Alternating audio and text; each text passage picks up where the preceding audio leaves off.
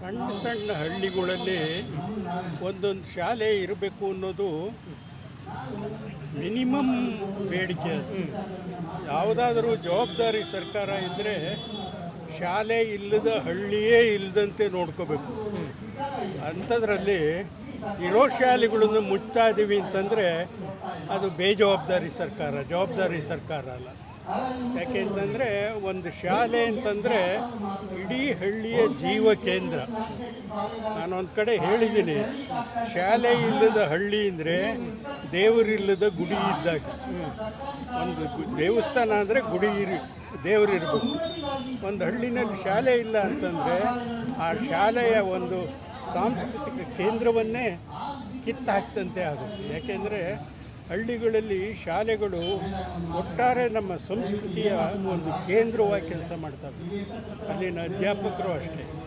ಆದರೆ ಈ ಸರ್ಕಾರಕ್ಕೆ ಜವಾಬ್ದಾರಿ ಇದ್ದಿದ್ರೆ ಈ ಥರದ ಬಿಳಿಯಾನೆ ಯೋಜನೆ ಇದೆ, ಯಾವುದು ಮ್ಯಾಗ್ನೆಟ್ ಅಂತ ಯೋಜನೆ ಮಾಡೋಕ್ಕೆ ಹೋಗ್ತಿರ್ಲಿಲ್ಲ. ಅದ್ರ ಬದಲು ಇನ್ನೂ ಹೆಚ್ಚೆಚ್ಚು ಶಾಲೆಗಳು, ಮಕ್ಕಳು ಯಾಕೆ ಶಾಲೆಯನ್ನು ಬಿಡ್ತಾ ಇದ್ದಾರೆ ಅನ್ನೋದ್ರ ಬಗ್ಗೆ ಯೋಚನೆ ಮಾಡಬೇಕು. ಅದಕ್ಕೆ ಕಾರಣವನ್ನು ಕಂಡುಹಿಡಬೇಕು, ಅದಕ್ಕೆ ಪರಿಹಾರವನ್ನು ಹುಡುಕಬೇಕು.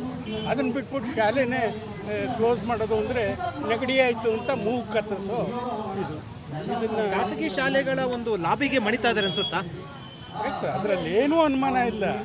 ಖಾಸಗಿ ಶಾಲೆಗಳ ಲಾಭಿಗೆ ಅವರು ಮಣಿತಾ ಇದ್ದಾರೆ. ಯಾಕೆಂದರೆ ಈ ಸರ್ಕಾರಗಳು ನಡೀತಾ ಇರೋದೇ ಅವರಿಂದ, ಶ್ರೀಮಂತರಿಂದ. ನೋಡಿ, ಇದನ್ನು ಹೇಳಿದರೆ ಸ್ವಲ್ಪ ಕೋಪ ಬರ್ಬೋದು ಅವರಿಗೆ.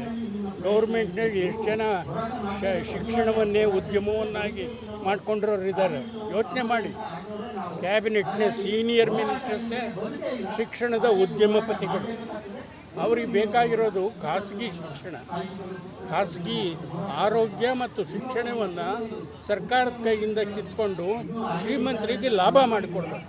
ಅದೇ ಅವರು ಸಿದ್ದರಾಮಯ್ಯ ನಿರೀಕ್ಷೆ ಮಾಡಿದ್ರು ಸರ್. ಯಾಕಂದ್ರೆ ಸಿದ್ದರಾಮಯ್ಯ ಅವರು ಕನ್ನಡ ಕಾವಲು ಸಮಿತಿ ಅಧ್ಯಕ್ಷರಾಗಿದ್ದರು, ಅವರಿಂದ ನಿರೀಕ್ಷೆ ಮಾಡಿದ್ರಾ? ನೀವೇನು ಹೇಳ್ತೀರಾ?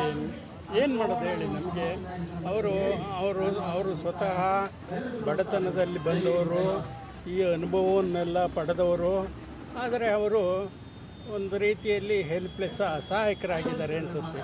ಅಸಹಾಯಕರಾಗಿದ್ದಾರೋ ಅಥವಾ ಅಧಿಕಾರದಲ್ಲಿ ಇರೋದು ಭಾಳ ಮುಖ್ಯ, ಇನ್ನುಳಿದದ್ದೆಲ್ಲ ಸೆಕೆಂಡ್. ಶಿಕ್ಷಣ ಸಚಿವರಾದರೂ ಸ್ವಲ್ಪ ಸೂಕ್ಷ್ಮತೆ ಇರಬೇಕಾಯ್ತು, ಎಲ್ಲರ ಜೊತೆ ಚರ್ಚೆ ಮಾಡಬೇಕಾಯ್ತಲ್ವಾ? ಅದೇನು ಅವ್ರಿಗೆ ಅರ್ಥವಾಗಲ್ಲ ಅಂತಲ್ಲ, ಭಾಳ ಬುದ್ಧಿವಂತ, ಅವ್ರಿಗೆ ಇವೆಲ್ಲ ಅರ್ಥವಾಗ್ತವೆ.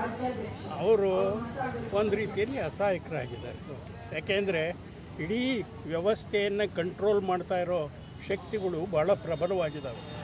ಸಿದ್ದರಾಮಯ್ಯನವರು ಅವ್ರ ಎದುರುಗಡೆ ಏನೂ ಮಾಡೋಕ್ಕಾಗಲ್ಲ.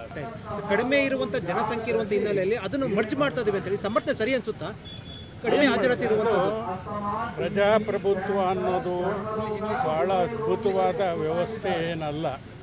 ಯಾಕೆಂದರೆ ಜಗತ್ತಿನಲ್ಲೆಲ್ಲ ಪ್ರಜಾಪ್ರಭುತ್ವಗಳು ಯಾವ ಸ್ಥಿತಿ ಮುಟ್ಟಿದ್ದಾವೆ ಅನ್ನೋದಕ್ಕೆ ಇವತ್ತು ಅಮೇರಿಕಾ ಮುಂತಾದ ದೇಶಗಳೇ ಉದಾಹರಣೆ. ಏನು ಸಜೆಸ್ಟ್ ಸರ್ ಗೌರ್ಮೆಂಟು ಪ್ರೆಸೆಂಟ್? ಏನು ಮಾಡೋದು ಗೊತ್ತಿಲ್ಲ. ನಾವು ಈ ಥರ ಹೋರಾಟ ಮಾಡ್ಬೋದು.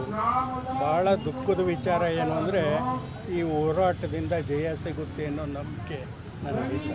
ಈಗೇನು ಪಬ್ಲಿಕ್ ಏನು ಮಾಡ್ಬೇಕು ಸರ್? ಈಗ ಪಬ್ಲಿಕ್ಕು ಅವರಿಗೆ ನಿಜವಾದ ಬುದ್ಧಿ ಇದ್ದರೆ ಚುನಾವಣೆಯಲ್ಲಿ ಅವ್ರಿಗೆ ಬುದ್ಧಿ ಕಲಿಸ್ಬೇಕು. ಚುನಾವಣೆಯಲ್ಲಿ ಬುದ್ಧಿ ಕಲಿಸ್ಬೇಕು. ಆಲ್ಟರ್ನೇಟಿವ್ ಇಲ್ಲ ಅಂದರೆ ನೋಟ್ ಅದೇನು ಯಾರಿಗೂ ಬೇಕಿಲ್ಲ, ಯಾರಿಗೂ ಓಟ್ ಹಾಕಲ್ಲ ಅಂತ ಹೇಳ್ಬೇಕು.